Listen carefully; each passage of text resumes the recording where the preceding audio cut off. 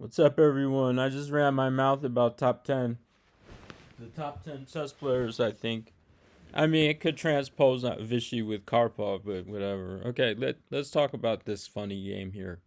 I'm playing in Biel, Switzerland. Beautiful town. I highly recommend you go to Biel. I haven't been there forever, and I have some fun stories from Biel. Don't get me started on Switzerland. It's one of my favorite countries. I couldn't believe when I flew into Bern. And man, I didn't want to leave the airport because I never seen anything like that. You're flying into the Alps with the snow-covered mountains and the winding blue river down below with them flowers, wildflowers, purple and green and blue flowers everywhere. It was paradise. And I got out of the plane and I'm from Manhattan. I'm looking around here like, what the fuck did I just stumble into Mary Poppins? I mean, I could not believe I didn't leave. Everyone got on the bus and I stayed at the airport and just like looking at the scenery. You have to go over there. Take my word for it. You go up in these grassy hills, man, you see that cow with the bell around its neck, and it's real. It's not a lie. It really goes on over there. So funny thing, I didn't have the best results. I mean, it was like beating a fish and then losing to a good player and beating a fish, and then I missed a mate against a 24-60. And I was partying a lot. I don't know. When you miss a mate, a forced mate against some guy, and you're in a tournament like this, and you travel so far, and then you lose. My head wasn't right. But for this game, it was hilarious because this guy's like 2100 FIDE, and I played passive line against him, and he literally flipped his lid after the game. Like he went a bit nuts here in this game. Like he got mad at me. He told me I was an idiot. He said, "You didn't have anything. You're an idiot. You play like a schmuck." Like he didn't call me a schmuck, but he said that I was a moron and that for playing white like this.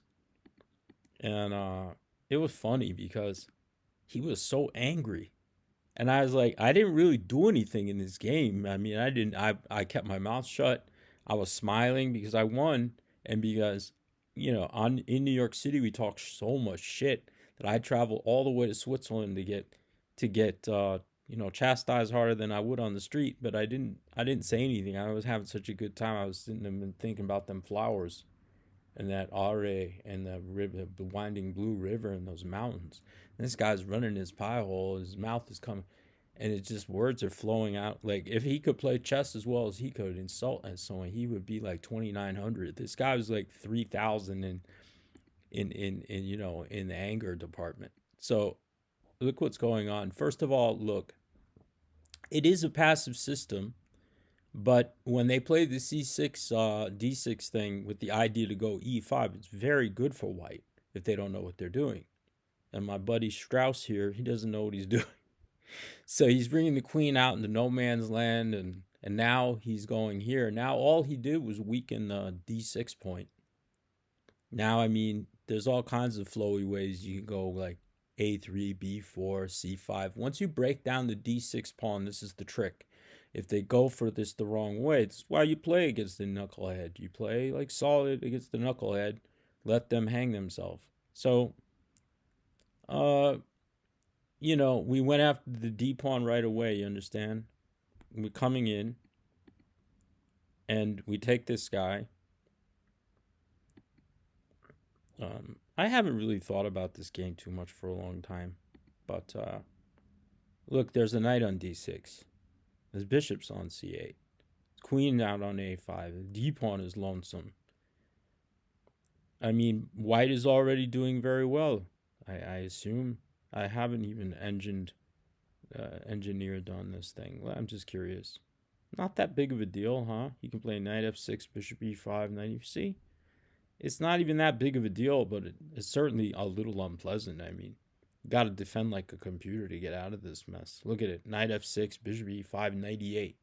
Yeah, some Jurgen's gonna find this. Uh, but what did he do? Oh, he went back here. Let's see. I'm just gonna tear this guy apart because he went nuts on me, and it wasn't very polite. So okay. All right, this is already a new lemon, and I'm having fun today. But we have football today. I gotta look at the picks. I gotta give everybody my picks because I'm the worst football handicapper that ever lived. Me and Lawrence Trent, my main man Lawrence Trent. If you shorted Lawrence Trent for the last 5 years, you would be up $100 million, and me too. I'm not so great at this, but I'm occasionally we capture something.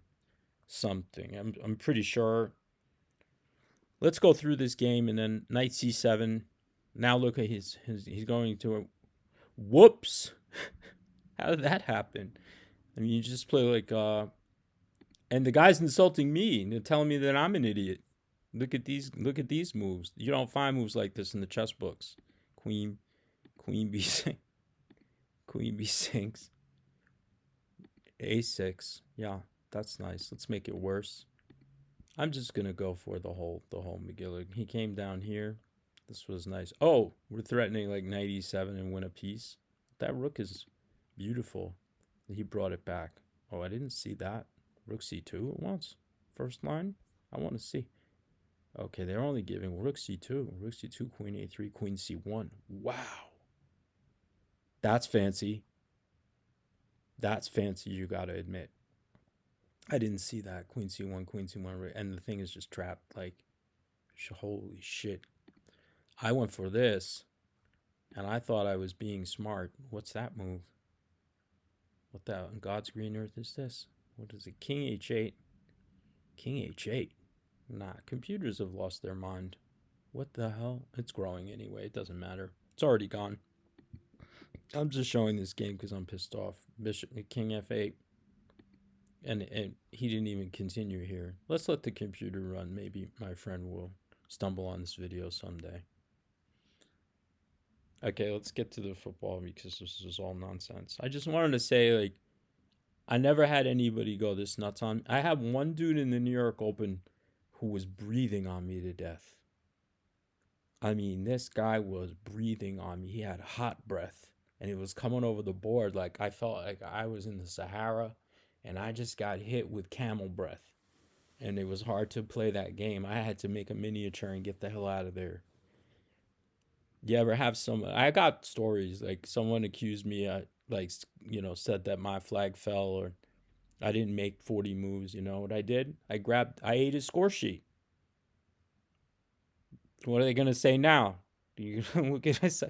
He wasn't being very nice either. Do you know what I mean? I mean, you're dealing with a street player who's a little bit nuts and, just don't be a dick. I had this guy with hot breath hitting me. I got stories from the old days that'll blow your mind. People who hustled me, they wanted to hustle me. One of my very best friends in the world now, the first thing that happened when I met him in Washington Square Park is he tried to take my money. He tried to take my money. I met him, young Ukrainian boy. I was in California. He didn't know I was the sheriff of the park because I wasn't there the whole summer. I finally come back at the end of the summer, and the kid tries to take my money. We're best friends now. I love him. He's my brother. And other people. Did I tell you the time where this is the best story ever? I'm playing. I walk in Washington Square Park and some new Macedonian cat is sitting in my table, and he says, "You want to play? You want to play?" Yeah, okay. Okay, I'll play. I don't know who you are. I guess I'll try you. And so he sets the clock for 5-2. I said, "What? You don't look like Kirill Georgiev." Did I tell the story already? This was my favorite. Anyway, we're playing for fives, going back and forth. I'm hustling, testing him out. 10, 20. We finally get to $20 a game. And now I'm hitting him, I'm starting to drop the hammer on this poor guy. He's a master, but he's not as like a senior master or anything. So I'm dropping the hammer on this poor guy. And And at the end, you know, he didn't have any more money left, and he stood up and he opened his wallet and showed me the empty wallet. And he looked at me and he said, "Criminal!" And he threw the wallet on the table. And I said, "I didn't ask you for 5-2." It reminds me of a scene in the movie Anaconda when John Voight is on the boat and they said, you know, "Where's Mateo?" You know, the Captain Mateo. He said, because he wanted them to go hunting for the anacondas to make some money. So he looks at them and he said, "Hey, people, don't mistake me for a monster. I did not eat the Captain Mateo." It broke me. It just completely broke me. I can't even think about that line without losing my mind. And that reminded me of this situation. We're in a simulation.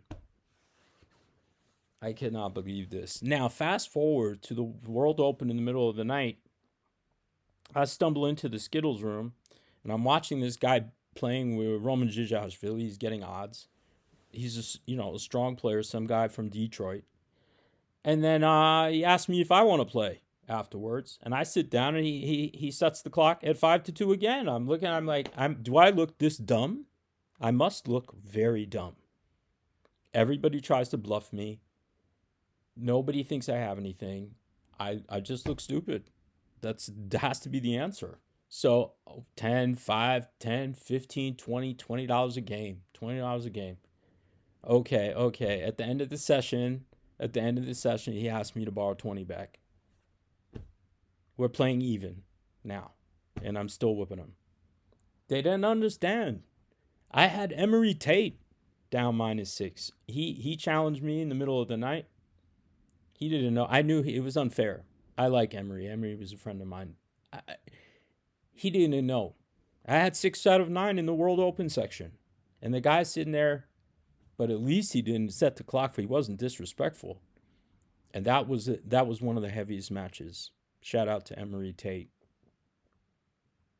That was one of the best matches I ever had, because we went toe-to-toe for 5 hours in the middle of the night, and I was up 6 at some point, and then in the morning we were even, and we looked at each other when we got even, and it was like, I'm just done with you. Now it wasn't fair. Like, I knew who he was. He didn't know who I was. That I had 6 points in the open section. That isn't easy to get. You know, I had like 2580 performance rating or something. But you know, what was interesting, getting my ass kicked like Kirill, forget it. I met players who were way too good for me, like top pros. But it's always funny when I meet like a normal master that just looks at me like a dummy. And I get, I won a lot of money like that. I suppose it's a blessing. Like Jurgen here, my friend Jurgen here. Football, KC -9. They never cover. Right? I went through this with Trent Toyd, and I talked to them. They never ever cover. Right? Are they going to cover here? I mean, they never do. 9.5 I could find. You know what? I don't have so much faith in Kansas City. I know that they're huge favorites and everything, and they had time off, and Houston's not that good. 9.5. It's super close. Honestly, I don't think I would bet this game, but just for fun, I'll say it's super close. I don't know. If it was 10, I would definitely take the 10. I don't know. 9.5, huh? All right, just for the video's sake, I'm just going to go with the fact that KC doesn't cover often. So we'll just say Houston plus the points. We got Washington, Detroit. I don't know. I got problems with Goff. I mean, Goff is a notorious choker in big spots, isn't he? Hasn't he always been like that? I understand Detroit puts up all these points. Washington's got enough fire. I can find 9 points here. I'll take Washington with the 9. So we're taking the dogs. And then we're going to have LA. I'm definitely taking the 6. I've got another dog here. I don't think Philadelphia is that good. nice running back. Jalen Hurts is overrated in my opinion. And Stafford is proven product. They've got the pedigree. They've got pretty good staff. Cup has been underused. Maybe they'll get some flow going. Definitely like LA. You see, it's fun when you put yourself out here like this, and when you get waxed. And Baltimore, I like Baltimore because even though I love Buffalo and I'm kind of rooting for Buffalo, I just don't understand how you stop Derrick Henry. I don't care who you are. It's just the Derrick Henry show. There's a lot of firepower there. I'm not big on Jackson. I think Jackson is not the greatest pure passer in the world. It's very close. It's very close, but here I would go with the favorite. I would lean with the favorite here, just because of the Derrick Henry factor. Okay, this was just a kind of a random video. We're going a little nuts today, and all right, we'll see you next time.